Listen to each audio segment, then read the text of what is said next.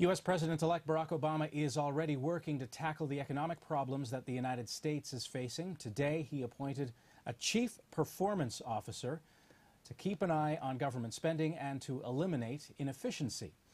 Despite these efforts, Obama says large deficits are necessary to revive the economy.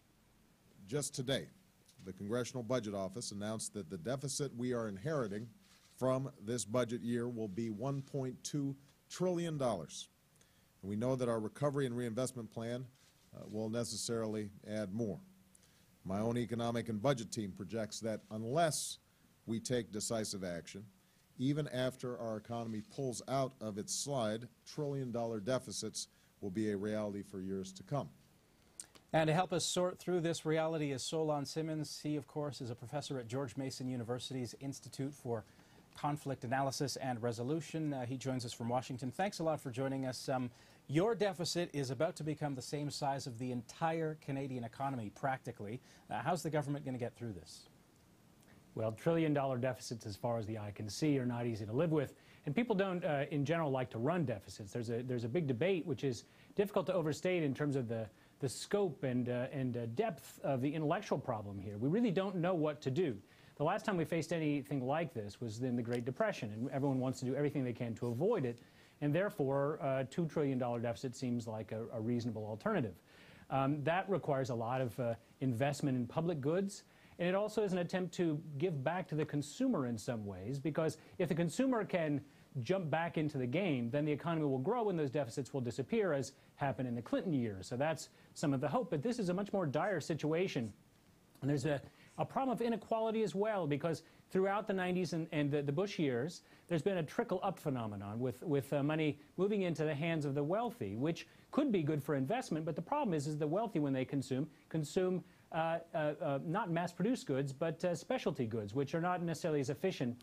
So there's some really deep questions here that we have to ask, and there's no consensus on what the answers will be, and that's what we're going to face over the next several years. There is a new chief performance officer. How much waste is that person going to find in a budget of that spends practically $3 trillion? Well, I think that we're going to, when there are discussions of waste, it'll probably turn to entitlement programs like Social Security and Medicare, rather than on the military, where, of course, there's probably quite a bit of waste. In any wartime operation, you have a lot of waste. It'd be interesting to see how the balance in those two large areas of spending, how the conversation plays, if there is, as there are after most wars, investigations into wasteful military spending or not. But I assume the Republican Party is going to stress the need to cut entitlements. That's what's been going on for decades now.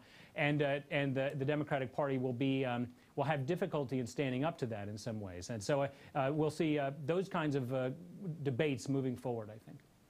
Speaking of entitlements, are critics going to say to Obama, listen, you're not entitled to blame this on the previous administration, as he seems to be doing? At some point, they're going to say, listen, just fix this. Well, they will, I think, because Obama, in some sense, that'll be true, because Obama is going to take bold action. That's quite clear. He's going to perform what Roosevelt called bold, persistent experiments to try to get this thing rolling. And I don't think we're going to see people stopping. It's interesting to see us say, look, I'm going to spend another trillion. Think of what a trillion is. It's a million. How much money is that? But it's still small relative to the overall economy. So Obama, once he institutes some of these policies, will in a sense, own the new economy. And we hope that economy is one that he can be proud of, although it's not clear at this point if it will be. We only have about 30 seconds left here, but is 4 years enough to do all this? Well, we hope so. Let me point to one thing. He needs to think about bargaining power of the consumer. The average consumer needs money, and that's where how the mass production system works well. So can he do it in 4 years? He might need 8. Solon Simmons, as always, thanks very much. Okay, thanks, Scott.